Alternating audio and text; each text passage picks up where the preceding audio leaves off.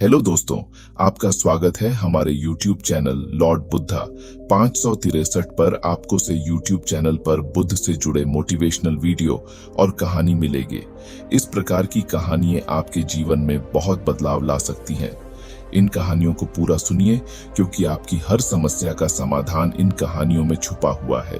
क्योंकि भगवान बुद्ध कभी भी किसी भी सवाल का जवाब सीधा सीधा नहीं देते थे, वह कहानी या उदाहरण के रूप में समझाते थे। आप अगर तथागत गौतम बुद्ध के सच्चे अनुयायी होंगे तो इस बात को जानते होंगे कि बुद्ध किसी भी सवाल का जवाब सीधा सीधा नहीं देते थे। अगर आप इस कहानी को पूरा सुनेंगे तो आपको बहुत कुछ सीखने को मिलेगा। अगर बीच में छोड़कर चले जाएंगे तो कुछ नहीं मिलेगा, क्योंकि अधूरा ज्ञान जहर के समान होता है और पूरा ज्ञान अमृत के समान होता है। चलते हैं कहानी की तरफ। एक बार गौतम बुद्ध एक शहर में प्रवास कर रहे थे। उनके साथ कुछ शिष्य भी थे। एक दिन उनके शिष्य शहर में घूमने के लिए निकले। वे शहर में घूम ही रहे थे कि तभी शहर के कुछ लोगों ने उन्हें अपशब्द कहे। उनके बुरे शब्दों को सुनकर शिष्यों को बहुत बुरा लगा और वे वापस लौट गए। बुद्ध ने देखा कि शहर से लौटकर आए उनके सभी शिष्य बहुत क्रोध में दिखाई दे रहे हैं। उन्होंने शिष्यों से पूछा, क्या बात है, आप इतने तनाव में क्यों हैं?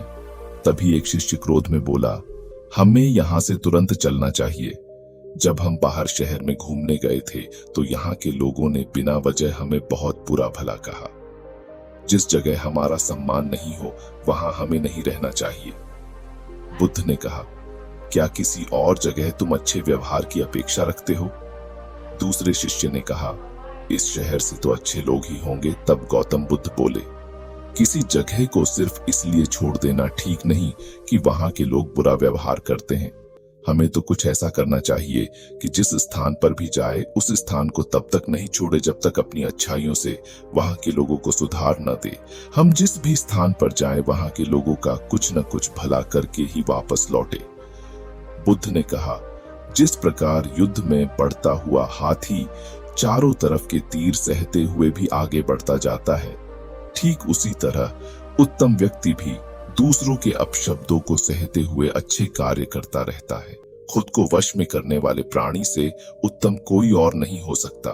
बुद्ध की बात शिष्यों को अच्छी तरह से समझ में आ गई और उन्होंने वहां से जाने का इरादा त्याग दिया। नमो बुद्धाय।